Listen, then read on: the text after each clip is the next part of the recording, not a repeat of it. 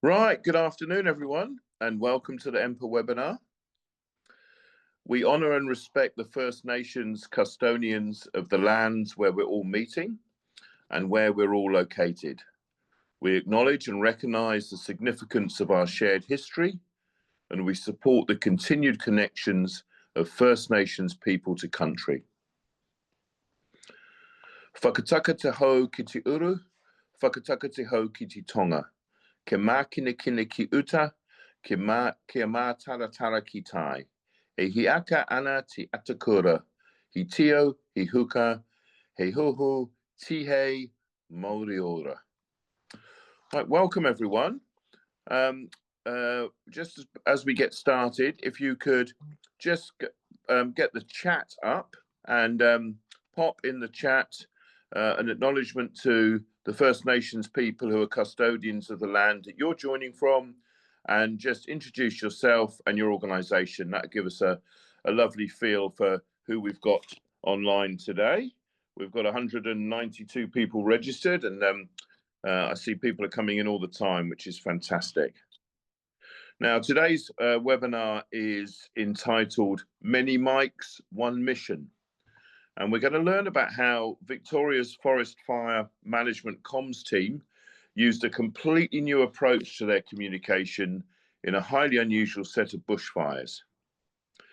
The panel session aligns with a few of our EMPA principles, and many of you EMPA stalwarts will be aware of our principles. If not, I urge you to go onto our EMPA website and have a look. The 7 principles are there. The 3 that are particularly relevant to today's webinar are Principle 2, Strategic Messaging, Connection and Credibility. Principle 3, Community-Focused Communication. And Principle 6, Working with Media and Social Media Providers, from liaison to collaboration. Right, introducing our 2 speakers today. We have Danny Butler and Pip Younes, and they are both members of Victoria's Department of Energy, Environment and Climate Change Forest Fire Management Communications team during the 2024 to 25 Grampians National Park bushfires. Now, this was a particularly tricky event, and our Australian colleagues will be fully aware of this. It was complicated by communities in the area relying on the Christmas tourism period for a big part of their annual income. However, the team had an ace up their sleeve, which was a new approach to communication. And this was aimed at improving their ability to keep community with greater than usual anxieties informed every step of the way. And that's what we're going to be talking about today. So we welcome Danny and we welcome Pip. Before we get started on the story, I just want a little word or 2 about questions. And there's always a conflict during these webinars with where people put questions, because your instinct is to put them in the chat. But please put them in the Q&A section, and that way we can separate your questions from other general comments that might be made along. So either on the top of your screen or the bottom of your screen, or maybe even on the side of your screen, depending on the setup of your computer, there's a Q&A section. Stick your questions in there, and I will be asking as many of those as possible as we go along. But to start with, we're going to hear from Danny and Pip, who's going to give us an outline of what we're up to. Can you, Danny, maybe you kick us off? Could you tell us about the Grampians communities and what makes them so unique? Yeah, thanks, Sam. Just quickly, I'm coming from Gunai country in Gippsland, Victoria, which, for those who are a bit further away, is to the east of Melbourne, along the coast over to the New South Wales border. Yeah, so look, the Grampians is unusual. It's for those who don't know, Western Victoria is a wide, flat piece of land, and the Grampians just rise out of nowhere. Really dramatic, really difficult country. Not many people live in there. There's a community Halls Gap. That's mainly a tourist community, but surrounding it, there's a whole lot of whole lot of small farming towns. And those towns have been impacted in recent times. So Pomonal, which is on the edge of the Grampians, lost 45 houses just the summer before. So I think that was February or March, just before the December fires that year. So it created a heightened sense of fear, I suppose. A lot of concern in the community, and rightly so. These were major fires. There wasn't much prospect after a certain amount of time of getting them out. If you can see behind me, the photo is quite suggestive of the country. It's steep. It creates its own weather patterns. And locals were just saying, once it gets to a certain size, there's no getting it out. You're really relying on weather and relying on containment lines to keep it within a certain place. The other factor, it's one of the Victoria's most popular tourist area, and these fires started just before Christmas. So we're in school holidays. We've got a tourism industry that relies on the Christmas holidays as one of its bigger income earners. So there was massive economic impact, and also the issue of people in the park when they started and people wanting to come to the park after they started. Yeah, so quite a unique sort of setup we had there. And just one more thing, those, it's pretty much surrounded by grassland, farmland, grassland. Those fires out there move super fast, which we saw later on in nearby little desert fires, where, unlike the Grampians fires, which moved through forested sort of area and didn't move so fast, these ones just scorch across the landscape. Super dangerous, and really hard to control. Thanks, Danny. Yeah, I think you painted a good picture for us there. Pip, these fires, how did they actually start? So they started with some lightning. There was some significant thunderstorms and lightning storms that went through the Grampians National Park just before Christmas, as Danny mentioned. And so it really kicked off a lot of bushfires for the whole season, really, this year in Victoria. And it kicked off a couple of smaller fires in the Grampians National Park that then joined into a larger fire. We'll also mention the Little Desert National Park a little bit today, in that there was also a fire within the footprint that the IMT that we were working out of was managing, and that was a significant bushfire as well. Combined, they burnt approximately 170,000 hectares. So it was a huge fire, and it was really quite concerning at the time. And as you can see from our photos, you know, it was really intense. We've also got a little clip that I think Barb is going to play that will paint a bit more of a picture around the fires, if you would like to play that now. Great.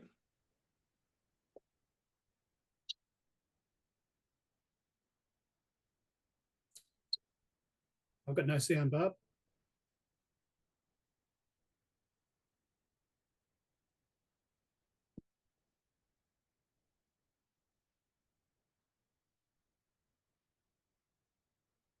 Apologies, everyone. I'll have to go and find out how to switch the sound on. Of course, it doesn't work.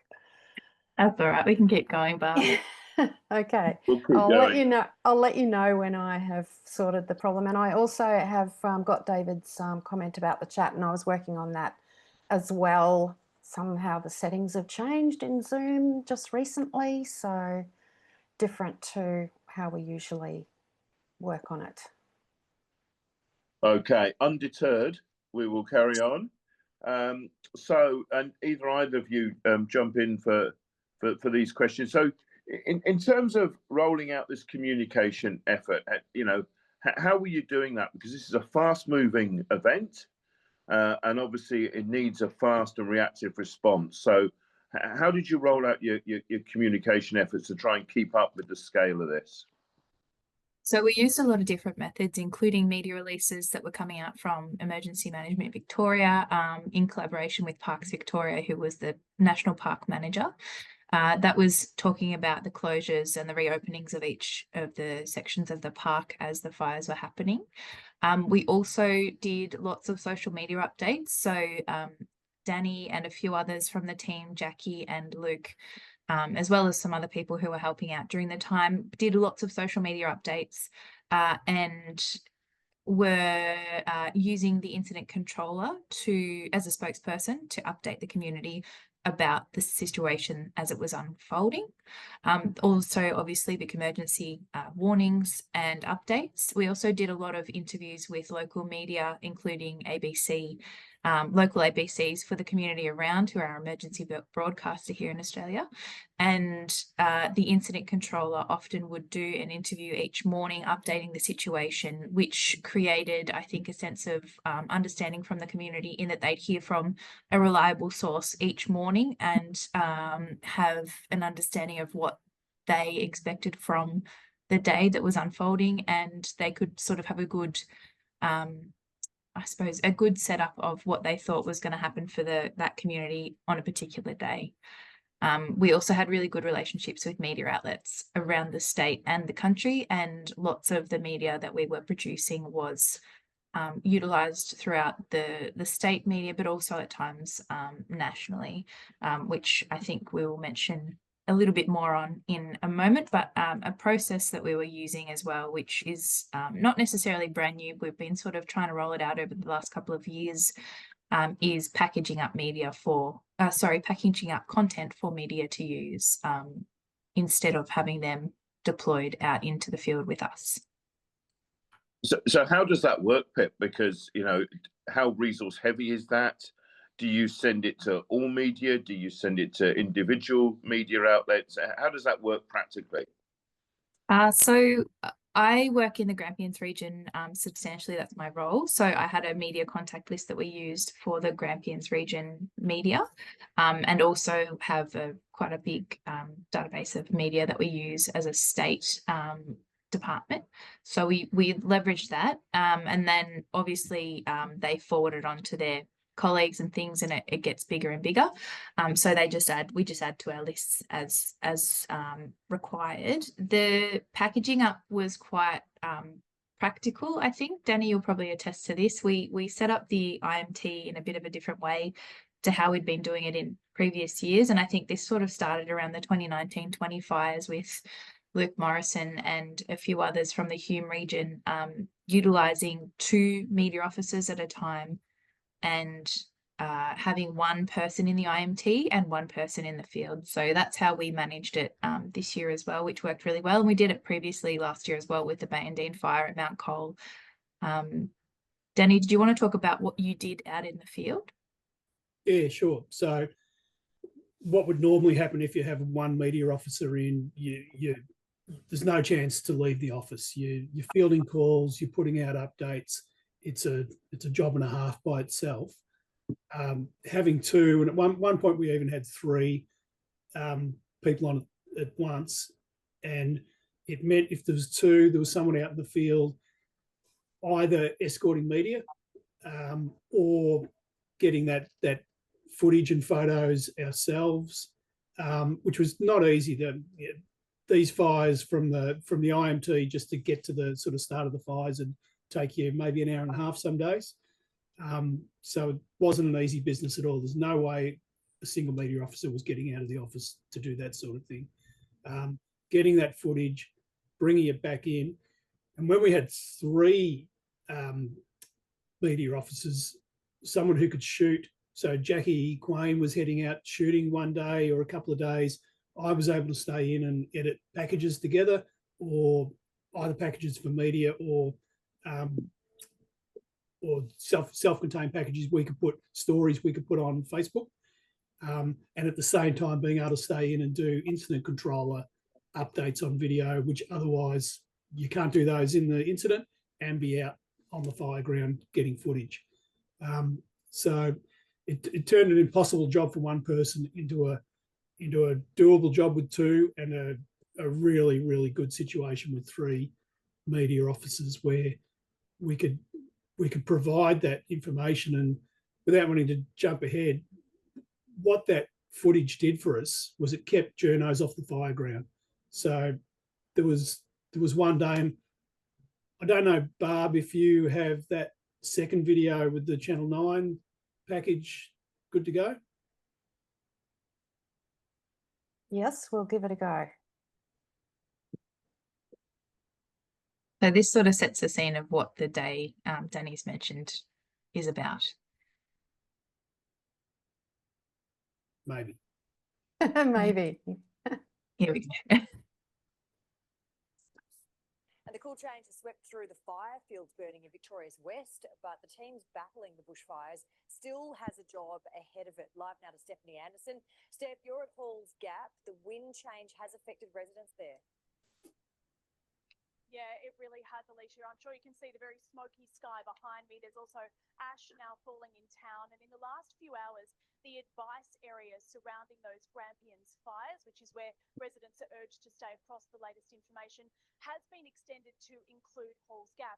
It is because of that change moving through, which has dropped the temperature somewhat, but the really significant thing is it's switched the direction of the winds, and it means that all of that smoke is now being pushed in this direction and north of the fire. Now, it is also, I'm told, significantly increasing the ferocity of the fire and the footprint of it. So it's a huge challenge for those on the ground and in the air trying to battle it. Right now, all of the blazes within the Grampians National Park and also the Little Desert National Park are still listed at watch and act level, but around 500 firefighters are tasked with trying to bring what is currently burning out of control into containment lines. And they've got a big job ahead.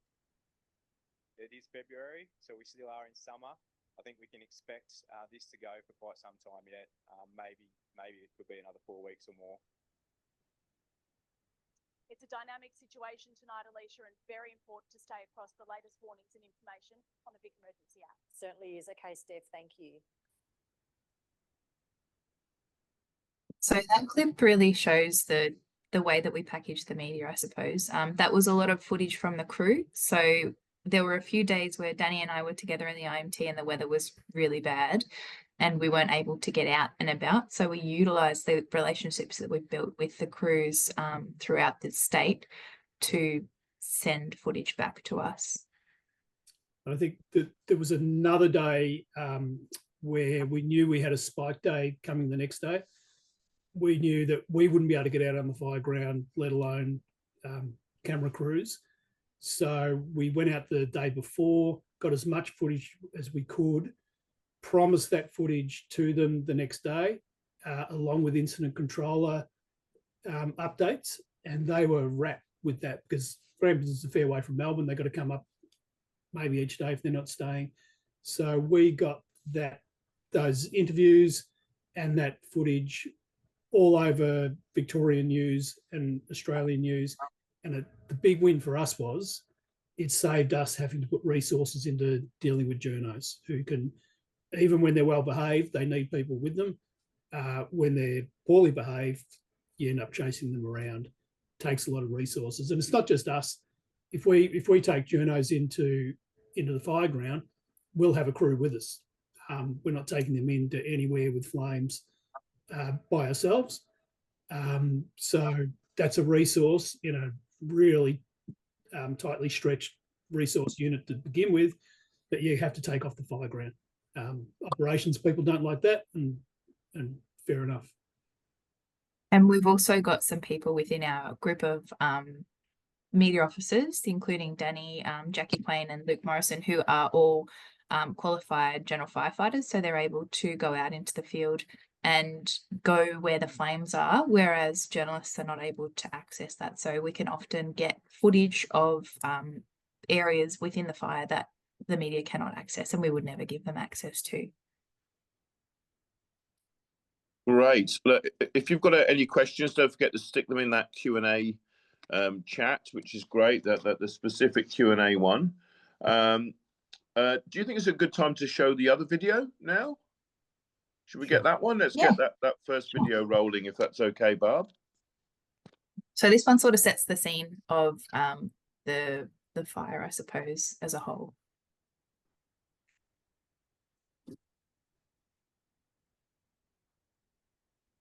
Nope. No, sorry, Barb.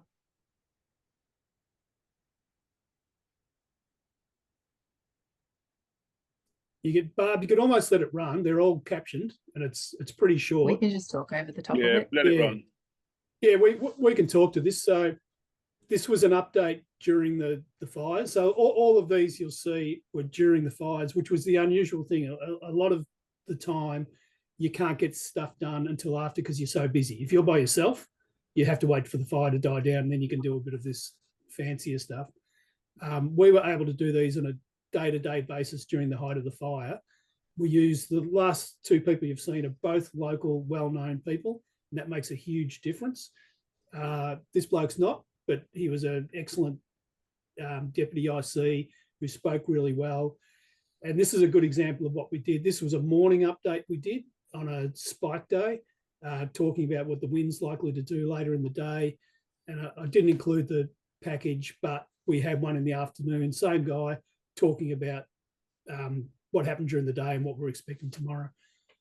This one, we had a CFA woman who was Auslan interpreter, something we probably wouldn't have thought of, but probably just through resourcing, made the most of it that she was there, and it was really appreciated. And guy on the left is Jaswinder Singh, who's a member of the Sikh community in Melbourne. Indian diaspora is big into camping and outdoors.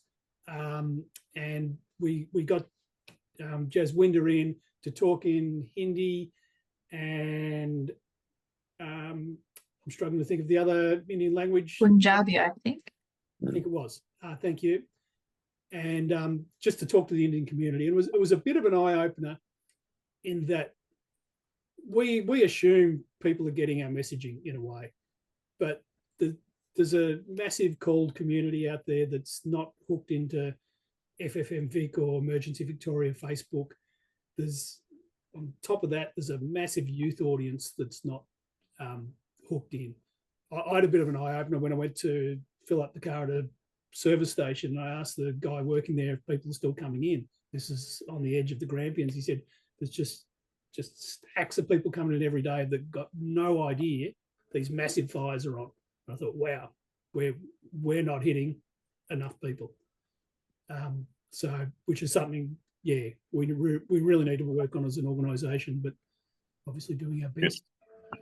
We've got a question come through from David, which is quite relevant here. He's saying, with social media, was it organic or was it sponsored?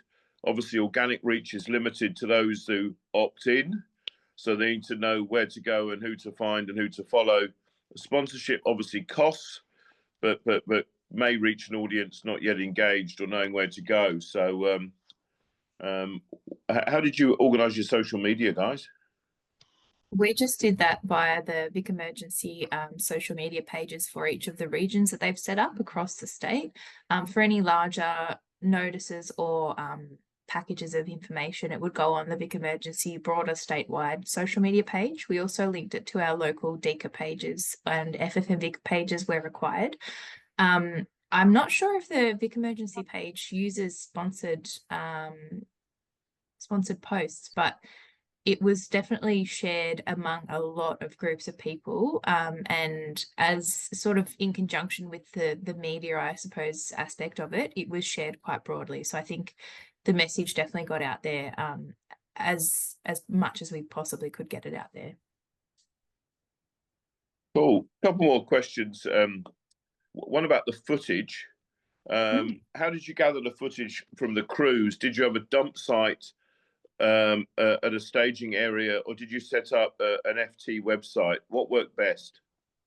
I just sent my phone number around and got them to send them to me via phone. I use WhatsApp a lot and also text message, but then also shared a link if other people wanted to just dump stuff into a Google Drive folder. That seemed to work pretty well. I think that's the underrated part of Pip works in the region. She knows people. She can contact people. I don't work in the region. I don't know any of the firefighters out that way. If it was me, I wouldn't have been getting those images. But if it was in Gippsland, they'd be coming to me. Yeah, so having people who work in the regions come fire time is a huge win. Right. Thanks for that question, Kim. Steve has asked a question. how much do you think being IMT based matters for creating this type of impactful emergency comms?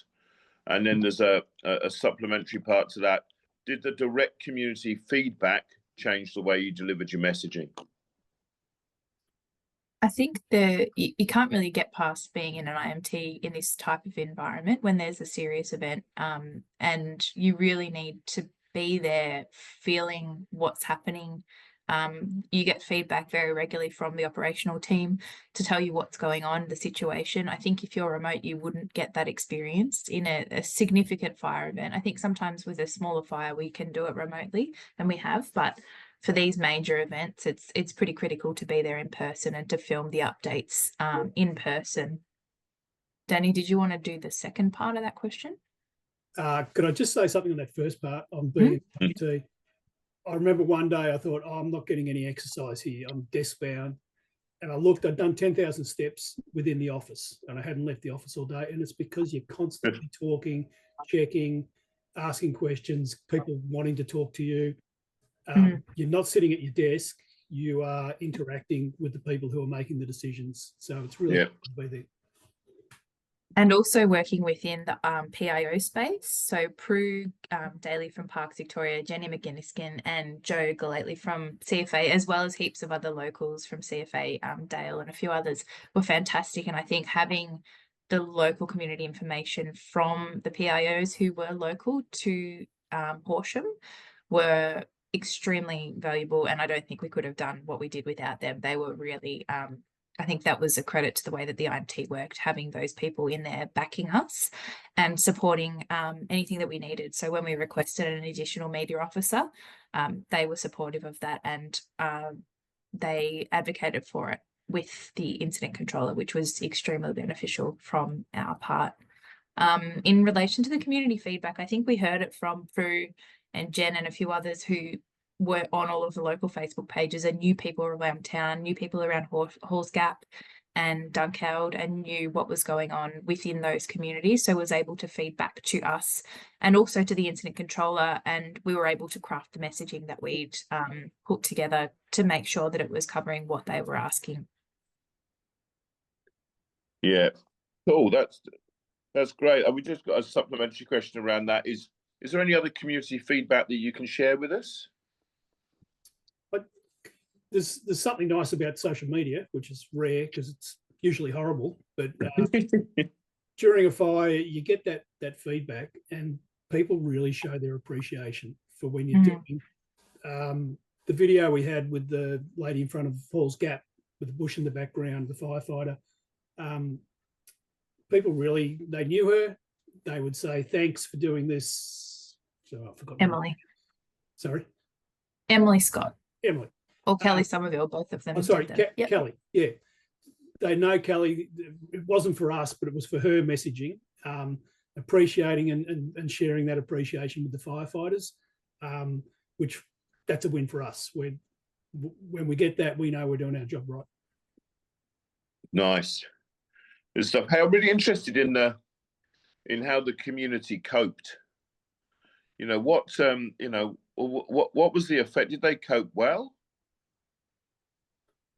I think so. Yeah, I think they appreciated the messaging that we were sharing with them. And I mean, obviously tourism was down, so that was a really big hit for the community, but they very much appreciated, and I know I've heard from people since the bushfires that they appreciated the work that Forest Fire Management and CFA and everybody did during these fires.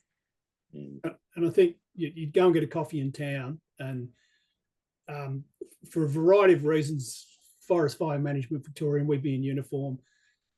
There's issues in the community with what we do, and you see it every day on Facebook, our planned burning regime, things like that. People get cranky. During the fires, they'd be offering you a free coffee. They really appreciated you being there and doing the job. I think they might have thought I was out putting out flames, but yeah, there was a palpable sense of appreciation that we were there doing that job. And I think communities that have had fire before, like the Grampians, they understand. And yeah, there's a sense of just knuckle down and do the job. That's great, isn't it? Yeah, it's your work must have made a huge difference in terms of being able to communicate and update people. Have you got any sort of specific examples of where the work that you were doing on the communication side, made a really tangible difference, something you can talk about? I think a good example, is the video that Danny made around the southern brush-tailed rock wallaby population within the Grampians National Park.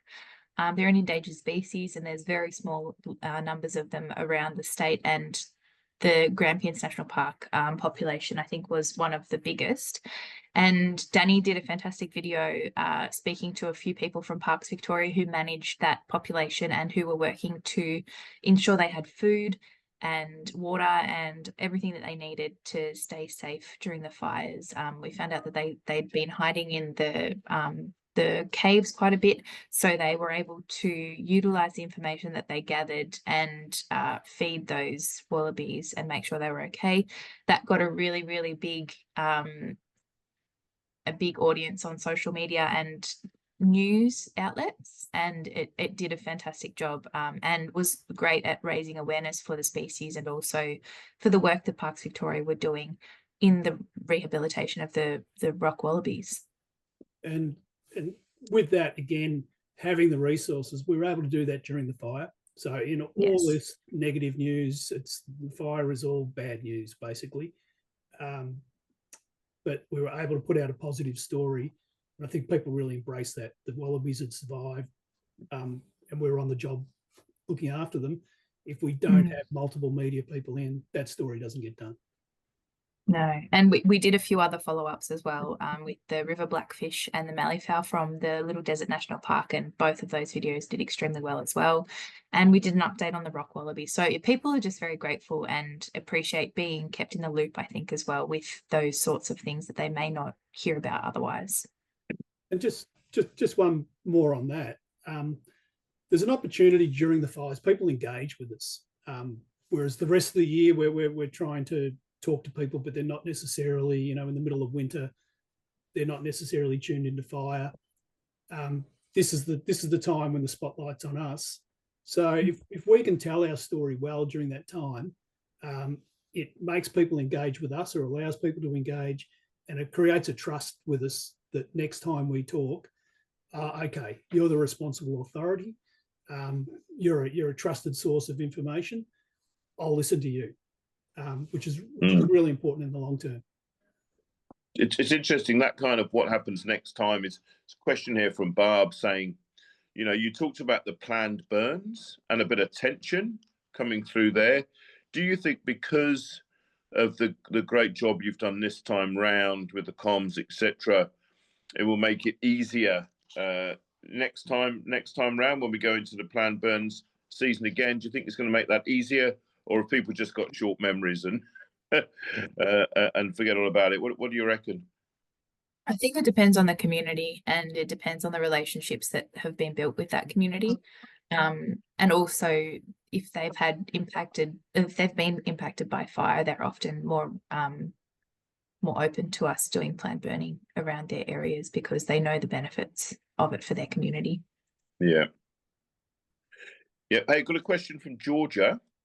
What was the highlight for both of you being part of this particular emergency response compared maybe to other incidents that you've attended? For me, it was that ability to expand out the work we did, not just be reactive, taking media calls, putting update posts up, which is a full-time job in itself. To be able to go out and proactively tell stories, to do that work, to feed the media machine what they need, and to keep them off our tail, running around the edge of the fire ground causing trouble. I thought that was a huge win. And beyond that, just working in a great team. I think Pip mentioned them before, but Prue, Joe and Jenny as local faces were just fantastic with their local knowledge and helping us do our job. We hope we help them do their job. And our colleagues, particularly in Luke Morrison and Jackie Quain, working with them, we don't often get together. So it's nice to work literally together and get that job done. Nice. Yeah, absolutely. And I agree. I think working with people that you don't get to see in person very often is fantastic. I really also enjoy working under pressure in the environment of the incident, and working with an incredible group of people that were at the IMT during my deployments was fantastic. And I think it was probably one of the best experiences I've had since working in emergency management, given the freedom that we had in the media space and the support that we also received from Prue and Co in Horsham in relation to the way that they understood what we were after from a media officer perspective, and then being able to work alongside Jackie and Danny in the field and also in the office was just fantastic.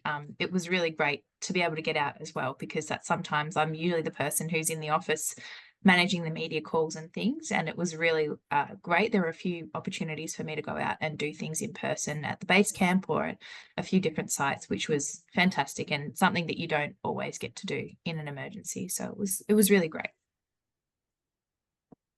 That's great. A couple more questions coming in. One from Steph. Steph's saying, do you have a gauge on how far your packages actually went? Did they reach, for instance, international media? I think they did in some instances. Yeah, we did a few media clippings and things during the process that we used via our work channels. And I think there were over 1,000 clips for 1 week that I was there, and more for the week that Danny and I were there working on the fire. Yes, I think they did reach international audiences, whether it was through the packages that we were sharing. I don't think they directly got the link that I'd sent to them, but I think via other outlets sharing it, they definitely did. And that Channel 9 clip that was played before was played nationally as well, across all bulletins during that day. I think I could actually help answer that question, because certainly we saw quite a bit of that footage on New Zealand News. And I'm assuming some of that was the stuff that you guys had taken. And so, yeah. So I think the answer to that is a resounding yes. Next question up, and this is from Vid29TR. So I'm not quite sure who that is, but thank you, Vid. Do you have any advice for those who are eager to help in an IMT this bushfire season? Obviously, given that they've done all the necessary training, what advice would you give somebody who's eager to help out? I think if you've not been in an IMT before, if you can take up the opportunity to be mentored by somebody who has, because it is quite an overwhelming space if you haven't been in there in the first instance. And the media can be very pushy and try to persuade you into things that you maybe would not necessarily agree to at all times.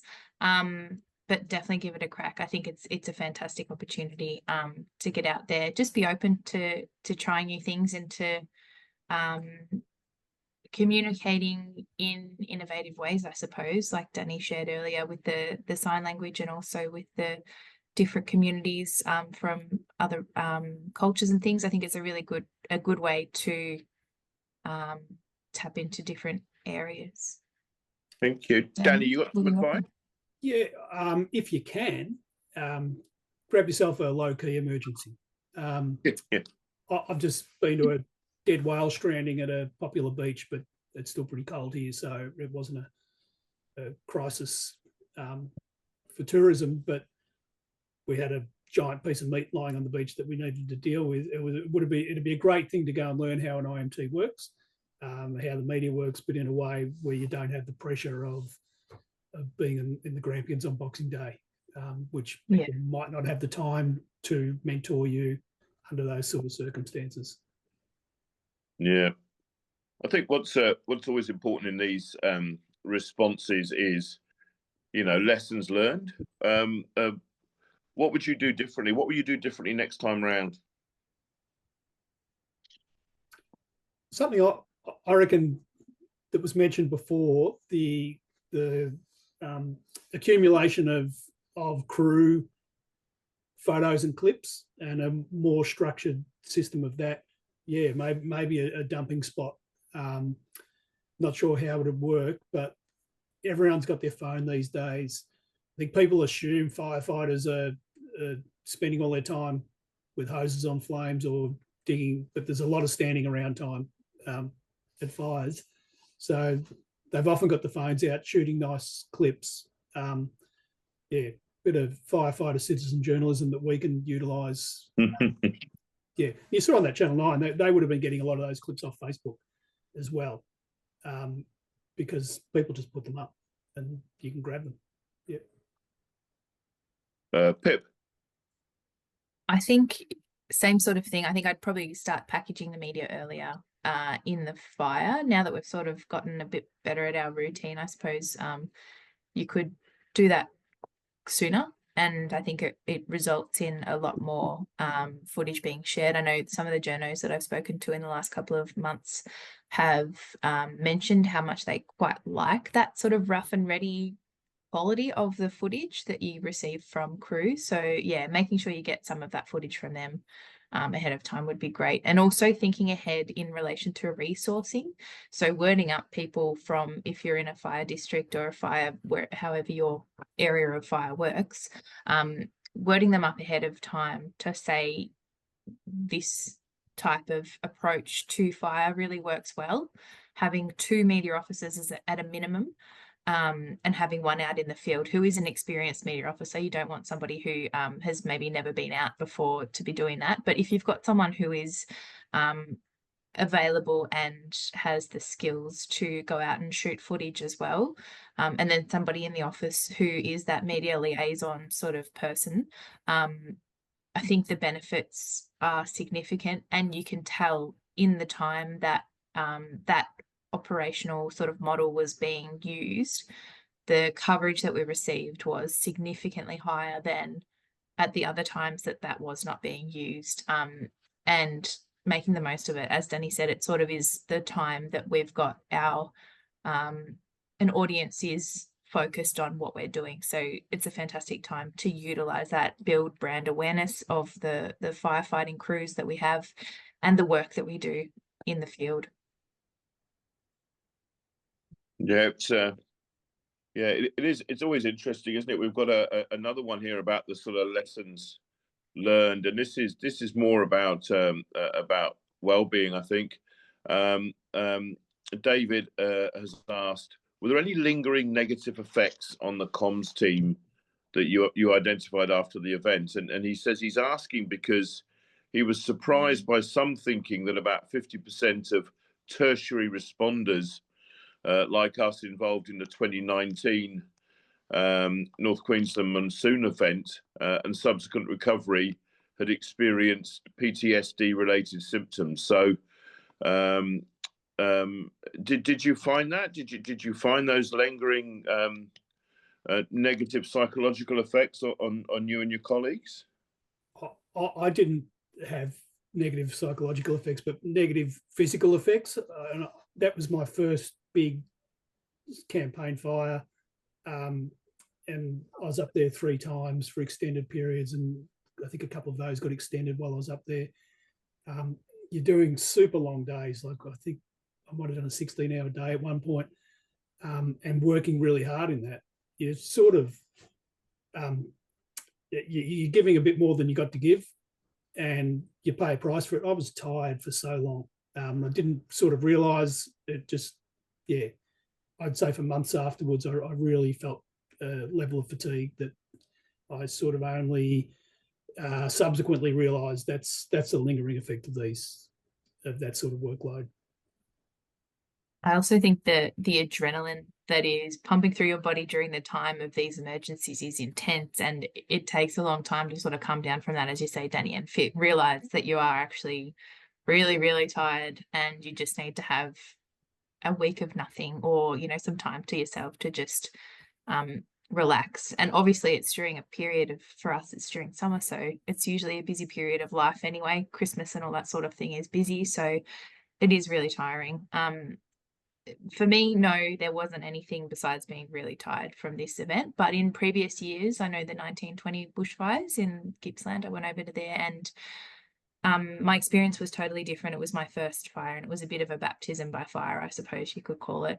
It was really intense, and it was quite emotionally draining. There were people who were being impacted significantly, and that has a different impact on the way that you feel as well, I think. Also, this fire in the Grampians was fantastic in that the people that we were working with in the IMT were super supportive and really fantastic to be around. If you needed a hug, someone would give you a hug. If you needed some chocolate, there was always chocolate around. You know, there was always somebody who would be there for you if you needed it. And there was also, I think, quite a few times a mental health practitioner was available to talk to if anybody needed it, which was really fantastic. And I know people utilized that during the IMT because it was obviously, if it's your patch and your area of you know, where you live and where you work, it's super intense. So making sure that you're looking after yourself, and also saying no to deployments if you have reached your limit.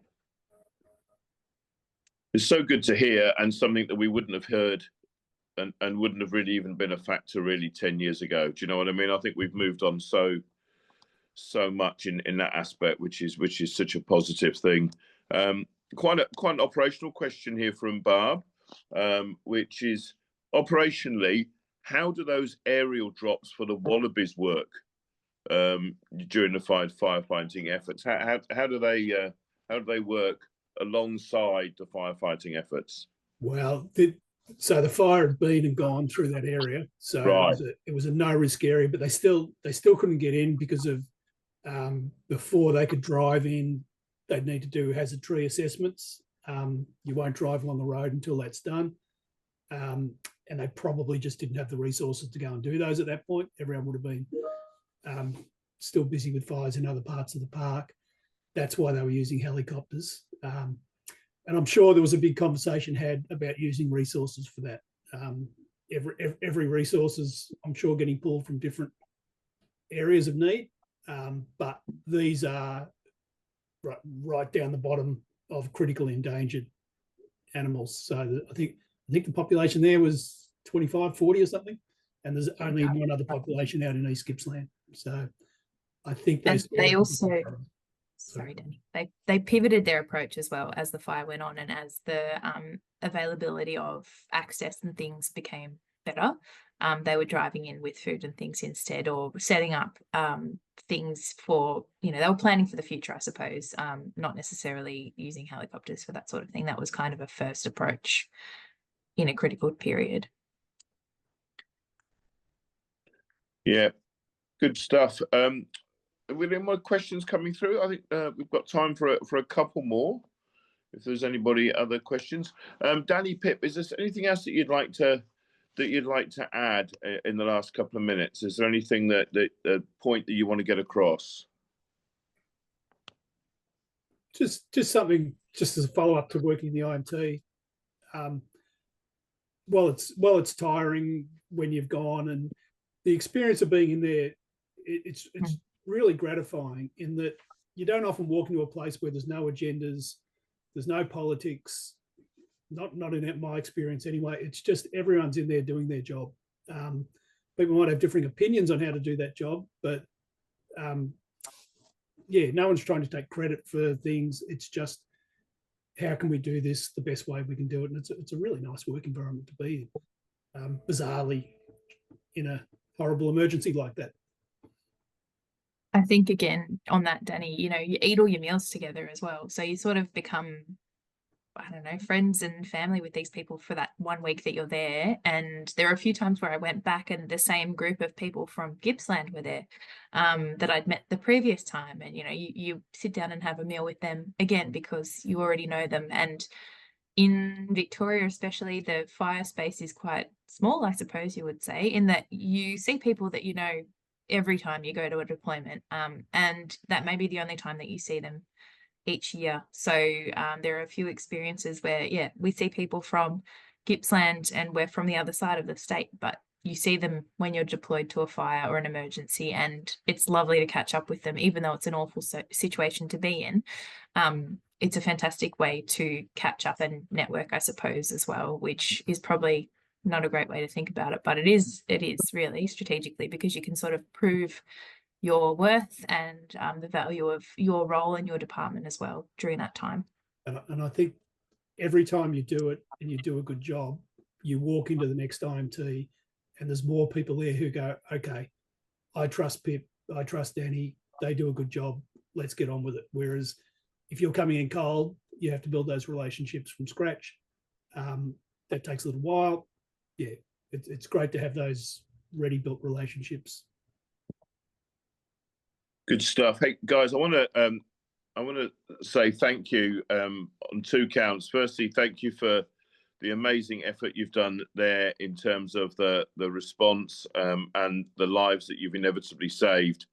And thank you for being so candid today and being willing to share your experiences and the lessons. That's been absolutely fantastic, and I'm sure all of our webinar viewers are giving you a virtual round of applause. So thank you very much. It's very, very much appreciated. Sam, could we just reiterate that we might be here talking today, but yeah, it was that public information unit that did this. Yeah. Yeah, it's easy, you know, ours is a bit flashier and more public focused. Mm-hmm. But, yeah, there's legs busily paddling underwater to make all this happen. Yeah, very much so. Thank you, Danny. Right, we will move on to our next webinar. Our next webinar is on Thursday, November the 6th. That's with Lisa Gibbs from the University of Melbourne and her research team, and they're going to discuss children and disasters and the importance of including them as one of our audiences. We've also got the New Zealand conference coming up. That's on the 13th and 14th of November over in Wellington. And it's a very different program from the Australian conference that we did back in June. So if you're looking for a break and you feel like popping over the ditch, then please come over. Wellington is a beautiful place most times of the year, but especially in November, in spring. So please feel free to come over to that and to register for any of our events, to sign up to our mailing lists, or to book your place on the New Zealand conference. Just log on to our website, empa.org.au. Hey, thanks very much, everyone. We'll see you next month. Really appreciate that, and be safe out there. And thank you. Keep up the great work. Thank you.